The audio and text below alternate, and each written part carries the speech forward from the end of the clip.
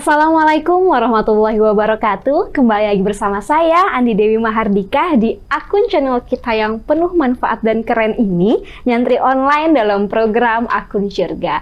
Selama bulan Ramadan, kami akan menemani bulan Ramadan kalian tentunya dengan obrolan-obrolan santai namun tetap syarat akan ilmu pengetahuan agama yang ditemani bersama ustadz-ustadz muda kita yang kredibel dan bintang tamu kita yang menarik. Nah teman-teman, saat ini kita akan berbicara tentang amal jariyah. Dan saat ini sudah hadir bersama saya Ustadz kita, Ustadz Abdul Mu'id Nawawi, Ketua Prodi Magister Ilmu Al-Quran dan Tafsir Institut Perguruan Tinggi Ilmu Al-Quran Jakarta, PTIK Jakarta ya Ustadz. Assalamualaikum Ustadz. Waalaikumsalam warahmatullahi wabarakatuh. Ya, terima kasih sudah hadir di acara Nyantri Online ya Ustadz. Sama-sama. Iya. Sudah hadir juga bersama saya bintang tamu kita yang menarik, Mas Syam, pendiri Indonesia Youth Forum. Benar. Apa ini Indonesia Youth Forum? Indonesia Youth Forum itu forum pemuda Indonesia di mana aktivitasnya adalah untuk menyebarkan nilai-nilai perdamaian. Wah, keren sekali. Nilai-nilai perdamaian. Nilai-nilai perdamaian di Indonesia. Di Indonesia. Bisa langsung dicek, ada YouTube-nya atau Instagram-nya? Ada di indonesiaforum.org.id. Bisa teman-teman milenial bisa langsung cek juga tuh. Keren banget membawa pesan perdamaian untuk Indonesia. Ya, teman-teman Akun Syurga, aku pengen ngasih tahu nih, ada tempat klinik kecantikan untuk perawatan muka dan tubuh yang bisa kalian datangi yang sudah terpercaya juga, namanya Salva Beauty Clinic yang bertepatan di Rukan Permata Senayan Blok D, Jalan Tentara Pelajar, Jakarta Selatan. Yuk langsung ke sana dapatkan promo-promo menariknya. Oke, kita kembali lagi ke tema awal, amal jariyah Ustadz. Ya. Mengapa manusia ini perlu amal jariyah, Ustadz? Ya, sebenarnya istilah amal jariyah itu istilah bahasa Indonesia ya. Amal jariyah. Kalau dalam bahasa Arab bukan amal jariyah, sesungguhnya dia itu ya sedekah jariyah. Sedekah jariyah. Jariyah. Ya, amal jariyah itu ya nggak pas istilahnya sesungguhnya. Kalau pernah belajar di pesantren Nahwu Saraf ya. Amal jariyah. Jariyah itu kan istilahnya muannats ya. Sedangkan amal itu mudzakkar, dia tidak pas. Kalau sedekah jariyah ya pas. Ada ahnya di belakang, ada ahnya di belakang gitu. Itu sederhananya tanda muannats atau sedekah. Nah, kalau amal kan nggak ada tanda muannats atau jariyah. Tetapi justru di situ menariknya. Di situ menariknya. Menurut saya sebenarnya seperti ini. Kalau dalam bahasa Arab sedekah jariyah itu pasti kebaikan kan? Pasti. Jadi kebaikan yang mengalir kayak gitu. Jariyah artinya mengalir. Sedekah itu ya pemberian yang dampaknya mengalir. Karena dampaknya mengalir, pahalanya pun ya ikut mengalir gitu. Atau terus menerus. Nah, kalau amal jariyah ya tidak harus baik kan amal itu kan? Ada amal baik, ada amal buruk. Walaupun dalam bahasa Indonesia amal itu selalu baik. Selalu baik, tapi kalau amal secara umum ada perbuatan baik, ada perbuatan buruk. Nah, pertanyaannya adalah ada istilah perbuatan baik yang pahalanya mengalir. Tapi apakah ada perbuatan buruk yang dosanya mengalir? Ada dosa jariyah gitu, Ustaz. Ya, kalau berkaca pada ada sedekah jariyah harusnya ada juga. Harusnya juga ada dong. Ada sedekah, ada dosa jariyah gitu. Dalil misalnya seperti ini, di dalam Al-Quran disebutkan barang siapa atau siapapun yang memelihara satu jiwa, ya kan, maka dia seperti memelihara seluruh jiwa manusia. Satu jiwa ini seperti misalnya memelihara anak yatim, atau misalnya ya melindungi jiwa, ya bisa memelihara anak yatim atau siapapun ya. Misalnya ada orang terancam kemudian kita lindungi, maka itu pahalanya seperti orang yang melindungi seluruh umat manusia. Tapi lanjutan ayat itu kan disebutkan bahwa siapapun yang membunuh ya sebuah jiwa, selembar jiwa, dia berpotensi atau dia seperti membunuh seluruh jiwa lain. Nah, itu kan sesungguhnya dia adalah dalil untuk mengatakan bahwa dosa jariah itu juga ada. Nah, di sini kelebihan kata amal jariah itu, ya, amal jariah itu dia punya makna dua. Kalau sedekah jariah kan cuma satu maknanya. Nah, kalau amal jariah maknanya dua. Jadi ya tentu saja kita jadi hati-hati bahwa ternyata ada perbuatan yang bisa berdampak buruk dan keburukannya bisa berlanjut setelah kita wafat misalnya. Ya misalnya apa ya? Kalau kita misalnya atau tidak perlu ya setelah wafat. Misalnya ketika kita misalnya ada kasus bom bunuh diri misalnya kan, tidak ada dalil yang membolehkan itu, tapi kemudian dia melakukan upaya seperti itu. Dampaknya misalnya ada seorang pencari nafkah, kepala keluarga misalnya, dia mencari nafkah di keluarga itu, kemudian luka, tidak bisa mencari nafkah. Dosanya bukan hanya karena dia melukai orang itu, tapi dia berdosa juga sama keluarganya. Berdosa pada anaknya yang mungkin tidak bisa makan gara-gara kepala keluarganya tidak bisa mencari nafkah. Kalau itu pencari nafkah adalah ayah, maka mungkin dia berdosa juga dengan istrinya, ibu anak itu dan seterusnya. Dosanya bisa banyak ceritanya. Padahal dia ceritanya hanya hanya melukai satu jiwa.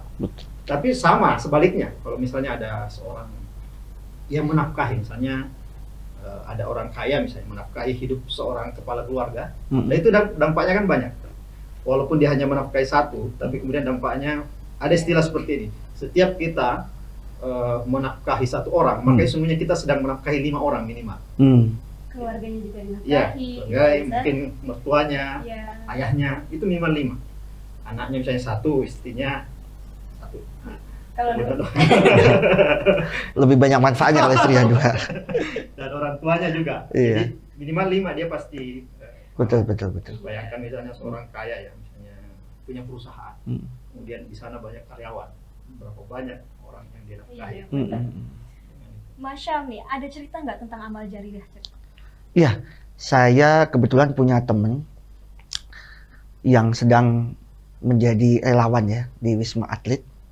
Itu Pak Ustadz, apakah itu bisa dimaknai amal jariah? Karena di sana setiap hari dia berjuang keras untuk menyelamatkan orang yang sedang sakit dari COVID untuk sembuh ya.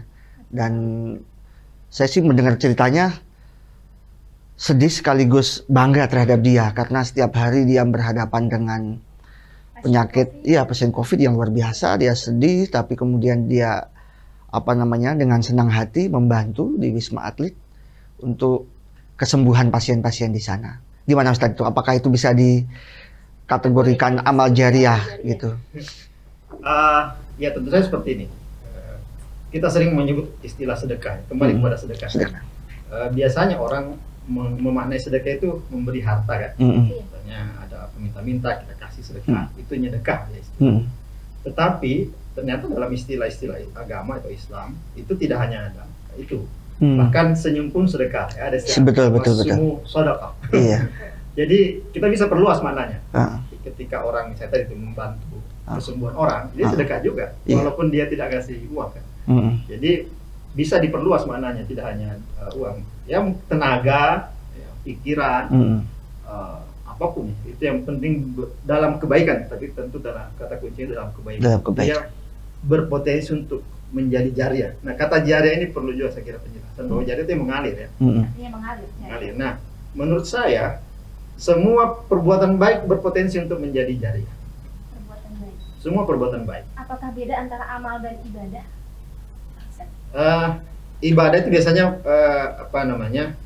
kalau makna yang sering dipakai ibadah itu hanya penghambaan kepada Allah, biasanya sholat, puasa, zakat, sebagainya itu lebih fokus ke sana. Kalau amal lebih luas, walaupun sungguhnya maknanya itu sama saja. Ibadah itu kan sungguhnya artinya penghambaan, ya, penghambaan. Nah kalau kita sholat misalnya, ya tentu saja penghambaan kepada Allah. Tapi ketika Ustadz Sam menolong saya, apakah penghambaan? Ya penghambaan juga. Pada sesama manusia? Iya, sama manusia. Bukan menghamba kepada manusia, tapi mengikuti perintah Allah bahwa kita harus saling menolong. Betul. Jadi ketika kita menolong orang lain, sesungguhnya kita sedang menghambakan diri kepada Allah. Karena Allah memerintahkan kita untuk melakukan hal itu. Berarti kita melakukan itu sebagai pembukti bahwa saya hamba Allah. Nah, saya pikir dengan maknanya seperti itu, ya amal dengan ibadah sama, tidak berbeda. Baik Ustadz, berbicara tentang amal jariah ini kan banyak sekali orang-orang yang mewakafkan bangunan gitu. Nah, seperti masjid atau sekolah, dan bagaimana jika bangunan itu seperti masjid tidak ditempati buat sholat gitu, Ustaz? Apakah amalnya tetap mengalir atau tidak ada amalnya, Ustaz? Gini ya, memang biasanya ketika orang bersedekah atau wakaf biasanya wakaf itu kepada bangunan ya, dengan harapan bahwa selama bangunan itu dimanfaatkan pahalanya mengalir. Iya. Tapi saya pernah diberi orang yang memberi uang, dan uang itu kata beliau, tolong salurkan, Ustadz ya, tolong salurkan, tidak ke tempat ibadah. Tidak ke tempat ibadah ya justru ya. Dia nggak pengen ngasihnya ke manusia, bukan ke gedung-gedung. Gedung-gedung ya. Tapi idenya menarik. Kita sering terpaku pada bahwa amal jariah itu hal-hal seperti itu, benda mati. Padahal investasi manusia itu besar. Misalnya ngasih beasiswa, itu kan itu yang dimaksud sungguhnya orang itu. Jadi betul. Orang atau membantu pendidikan lah. Mungkin beasiswa kan berkelanjutan. Bagi dia kasih orang dana ini kepada orang yang dia bisa pakai sekolah misalnya. Dan bagi dia mungkin bagi dia, saya memahami sama. Saya tidak nanya sih, tapi bagi dia saya pikir ini perbuatan yang menarik ya, bahwa investasi sumber daya manusia itu saya pikir jauh lebih penting daripada investasi gedung-gedung. Kenapa orang ini nanti bisa bikin gedung? Iya. Betul. Iya, kalau dia pandai, dia bisa misalnya bermanfaat bagi orang lain, maka manfaat itu jariah. Bukan hanya ketika yang menyumbang ini wafat, bahkan orang yang dia bantu ini sudah wafat pun, tapi kan manfaatnya masih berlanjut. Iya. Dan itulah dia jariah. Jadi saya ingin mengatakan bahwa setiap amalan itu berpotensi jariah. Dan Rasulullah sudah mengatakan senyum pun jariah. Senyum pun jariah. Kira-kira kalau saya tersenyum kepada Ustaz Sam, saya dapat pahala kapan? Saya dapat pahala sepanjang hari. Sepanjang hari ya. Kenapa? Selama Ustaz Sami jadi moodnya jadi bagus, jadi baik gara-gara saya tersenyum paginya, maka saya mendapatkan pahalanya mengalir sampai sore. Iya, seperti betul. Apakah kalau jika yang senyum ke saya? Iya. Mas Syam, di IYF ini ada program-program nggak yang sekiranya bisa dikategorikan sebagai amal jariah? Iya. Jadi kalau di teman-teman IYF itu kan dia promosi perdamaian ya, nilai-nilai perdamaian di dunia gitu. Kita sudah keliling di banyak tempat, terutama di tempat-tempat yang banyak konfliknya gitu. Kita juga merangkul anak-anak muda sebagai generasi mendatang. Nah, saya yakin mudah-mudahan diiyakan oleh Pak Ustadz nih. Jadi apa yang dikerjakan teman-teman untuk mengajak semua komponen bangsa, tidak hanya dari Islam bahkan ya, ini untuk menjaga perdamaian, bahwa sesuatu yang sifatnya perbedaan, pertikaian itu tidak perlu gitu. Nah, saya kira mudah-mudahan apa yang dilakukan teman-teman ini menjadi nilai amal jariah, karena kita tidak hanya fokus ke satu orang nih, tapi kepada lebih luas. Jangan sampai ada pertumpahan darah gitu ya. Bahkan kita beberapa kali ke Korea Selatan itu, di sana kan ada perang ya. Itu kita menjalin komunikasi juga supaya perang itu tidak terjadi lagi gitu. Itu gimana Ustadz? Jadi kita memang abstrak, kita tidak memberi uang, kita tidak memberi makanan gitu ya. Tapi kita terus mengkampanyekan nilai-nilai perdamaian itu. Ya, satu hal yang penting dalam hal damai adalah sebenarnya pembangunan peradaban ya. Iya, betul. Peradaban itu hanya bisa dibangun dengan damai. Makanya dulu ada cerita seperti ini. Jadi kenapa peradaban Islam jadi besar? Ya karena dia menggeser konflik itu di perbatasan. Tidak ada konflik di tengah kota. Jadi dia hanya di wilayah, istilah Islam itu ada namanya Darussalam atau Darul Islam. Di pinggirannya namanya Darul Harb ya, wilayah perang. Sesungguhnya itu cara pembangunan peradaban. Jadi kalau ada konflik jangan ada di tengah kota. Kenapa? Ya kan orang mau belajar, mau berpikir. Kalau berpikir ada desingan peluru lewat. Jadi nggak ini ya. Jadi mikir. Maka peradaban di situ. Betul. Kira-kira susah nggak tuh Mas Syam? Apanya mengajak anak muda untuk melakukan seperti itu? Sebetulnya tidak susah ya, karena kita diwarisi oleh orang-orang tua kita, guru-guru kita, untuk saling mencintai, untuk saling menjaga satu sama lain, menghargai, toleransi. Itu sebetulnya modal kita untuk mengajak setiap kita untuk berlaku apa ya, berlaku damai lah, berlaku damai, mudah senyum, tidak mudah marah, itu saya kira itu tugas kita bersama itu. Iya. Oh iya. Saya punya merek kopi terkenal, Beraja Kopi, Ustaz. Nanti kita coba setelah buka puasa ya. Oh iya iya. Iya, teman-teman, bagi kalian yang suka ngopi, dan ini nggak cuman varian kopi aja, tapi banyak varian lain kayak taro, red velvet, dan teh-tehnya juga banyak. Bisa langsung kalian searching di Instagram Beraja Kopi, ngopi terus sampai sukses. Lanjut lagi, Ustaz, ke amal jariah. Nah, bagaimana ketika bangunan yang diwakafkan tersebut itu dirombak, Ustaz? Apakah masih ada amalnya juga atau? Iya. Dari gedungnya mungkin tidak, tapi kan orang yang memanfaatkan gedung itu masih ada. Betul. Misalnya gini ya, dia sebuah sederhananya misalnya dia tempat nikahnya Ustaz Sam di situ. Iya. Gedungnya udah nggak ada, tapi penyumbang gedung itu pasti punya sumbangan bagi kebahagiaan keluarganya. Sam. Iya. Begitu seterusnya. Kalau misalnya nanti punya anak, kemudian anaknya jadi anak baik, pasti saham gedung itu ada. Gitu. Betul betul betul. Jadi itu saya sebut dari awal tadi bahwa setiap amal itu berpotensi. Tapi kita harus waspada ya bahwa setiap perbuatan buruk sama tadi dengan senyum ya, senyum itu sedekah. Kita memulai pagi dengan tidak senyum misalnya atau cemburu orang, kemudian merusak mood dia, itu dosanya bisa sampai sore. Benar. Ustadz, sekarang ini kan zaman digital ya. Di WA kita udah sering terima pesan-pesan baik gitu. Dan wajib kirim ke 10 teman. Supaya dapat. Saya pikir dia sedang memakai logika amal jariah itu.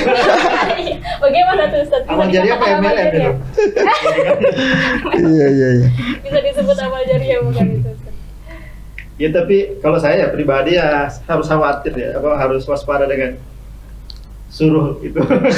Suruhan itu. Iya. Biasanya ada maunya. Iya, Ustadz, saya mau nanya. Saya itu seringkali setiap pagi buka media sosial ya. Dan ada beberapa status teman-teman gitu ya yang membuat saya moodnya datang gitu ya. Jadi senang gitu. Termasuk status Pak Ustadz nih. Saya lihat lucu gitu ya. Nah, apakah status yang bisa membuat orang senang itu juga bisa menjadi pahala jariah? Iya, itu saya pikir pengganti dari apa? Senyum itu sedekah. Kita kan tidak bisa senyum dengan teman kita yang jauh ya. Betul. Kita membagi senyum lewat status. Apa ya.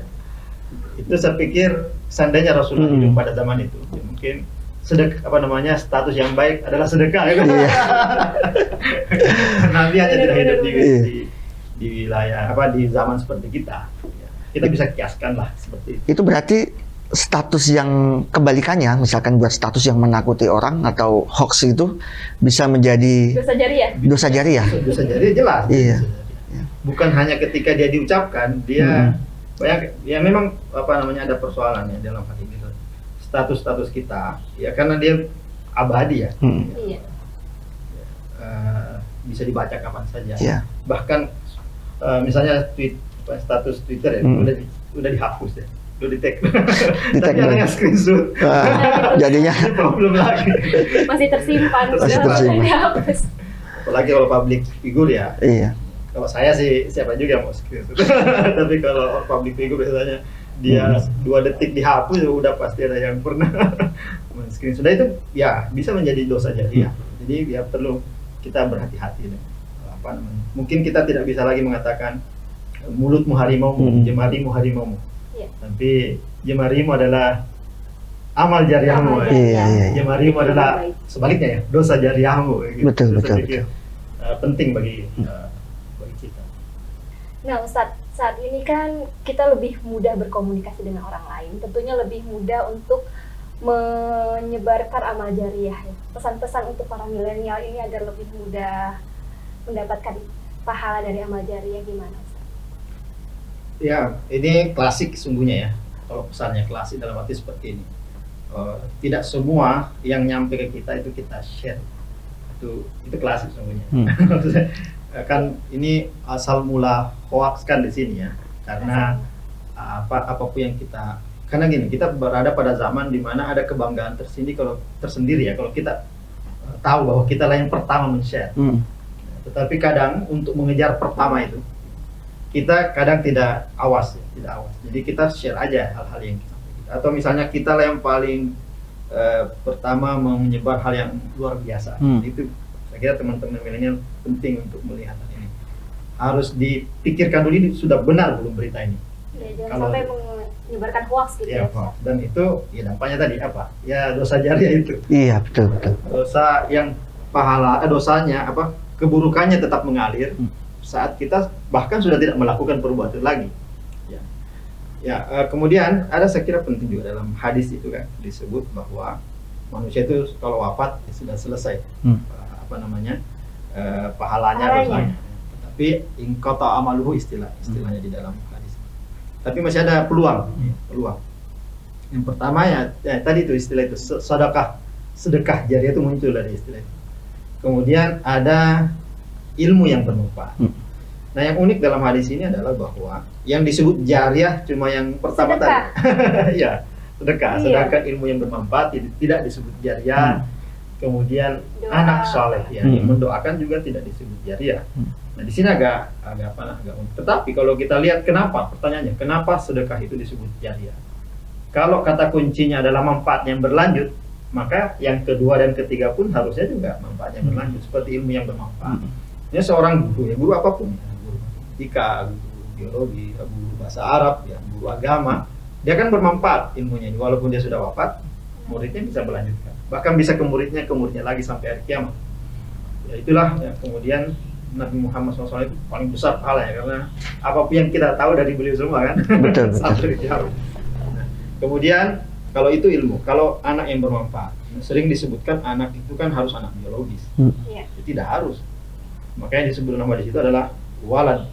Walad itu bisa bukan anak biologis, anak ideologis juga bisa. Ya, seperti murid ya.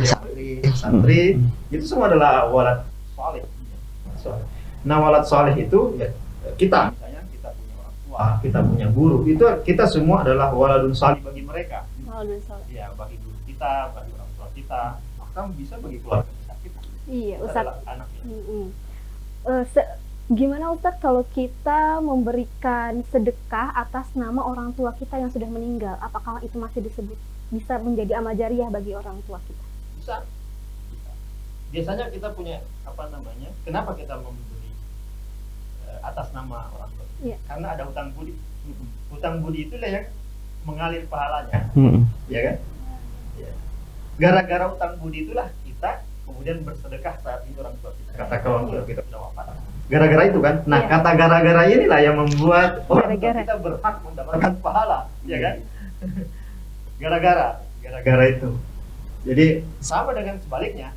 Saya misalnya karena kesel sama seorang kemudian mendapatkan keburukan, gara-gara dia itu juga punya potensi untuk membuat dia berdosa, atau kita berdosa kalau melakukan hal seperti itu.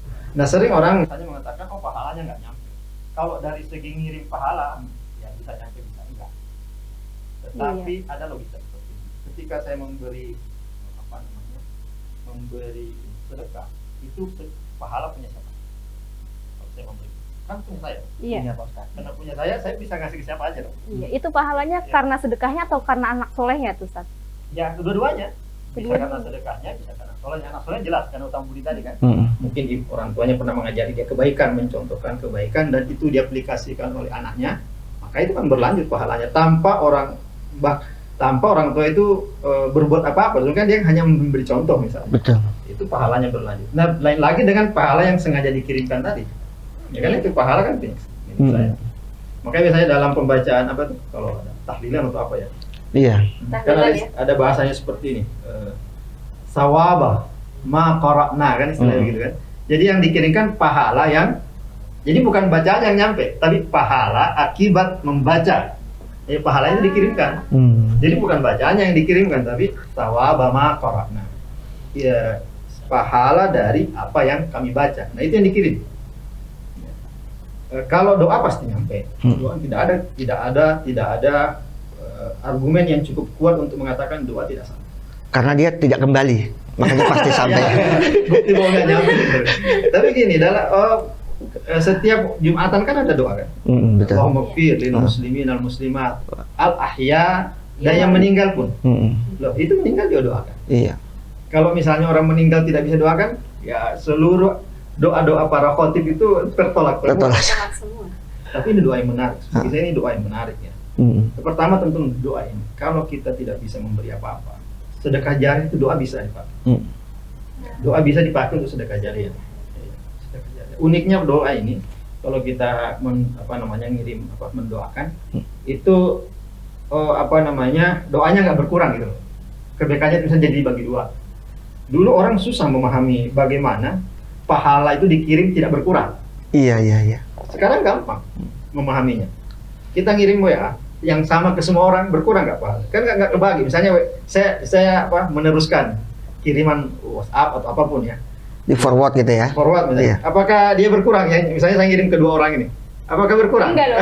Enggak ada ya. Enggak, kan? Utuh, masih utuh ya. Dulu orang ketika belum zaman media sosial mungkin agak susah. Bagaimana mengirimkan ke 2 orang pahalanya tetap utuh. Iya. Nah ini utuh kok, utuh. Bukan hanya buat, sama dengan tadi orang tua tadi. Seorang anak bersedekah untuk diniatkan pahalanya buat orang tuanya. Orang tuanya dapat pahala, anaknya juga dapat, dan tidak ada yang berkurang satupun. Ada dalilnya, misalnya dalilnya seperti itu. Ada dalil dalam hadis itu bahwa siapapun yang melakukan mansanna sunnatan, barang siapa melakukan kebaikan kemudian diikuti oleh orang lain misalnya, maka pahalanya dapat, dan disebutkan hadis itu tidak berkurang sedikit pun. Tidak berkurang sedikit pun. Betul.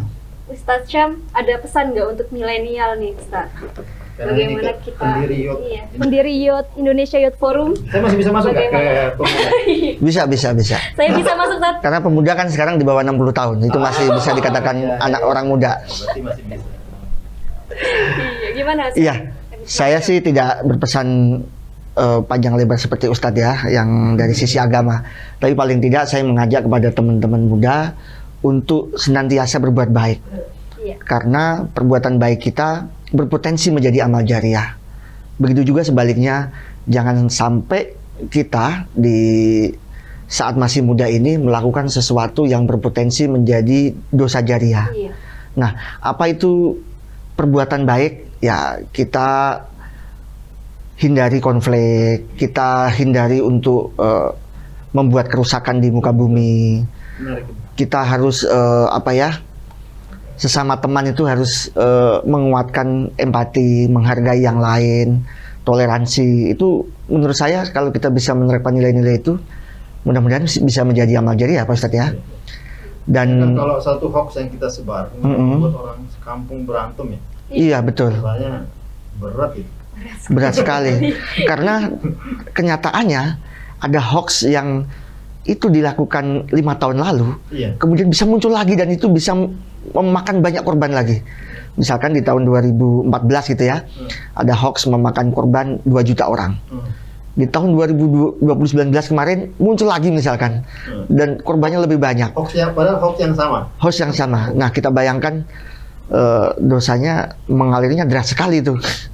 Mudah-mudahan kita dihindarkan dari dosa-dosa yang berpotensi menjadi jariah. Gitu, Mbak Dika. Ya. Baik teman-teman semua, Ustadz Muid, Mas Syam, terima kasih sudah hadir di Nyantri Online ini. Semoga apa yang kita bincangkan tadi dapat bermanfaat bagi teman-teman semua. Amin. Ya teman-teman milenial, teman-teman Nyantri Online, aku pengen ngasih tahu nih, bagi yang suka nongkrong, ada tempat yang cozy di Jakarta Cafe dengan menu yang oke-oke. Namanya Jakarta Cafe, tempatnya di Gedung Jakarta Theater, Jalan MH Tamrin nomor 9, Jakarta Pusat. Ya, buat teman-teman juga yang ingin bertanya perihal agama, boleh langsung ketik di kolom komentar, nanti kita akan balas satu persatu. Jangan lupa juga besok masih ada episode selanjutnya dari Nyantri Online dengan tema-tema yang menarik dan ustadz-ustadz keren kita serta bintang tamu kita yang menarik. Terima kasih Ustadz Ustadz Muid, terima kasih Mas Syam sudah hadir. Ya teman-teman, jangan lupa subscribe, like, comment, and share Nyantri Online dalam program Akun Syurga. Wassalamualaikum warahmatullahi wabarakatuh.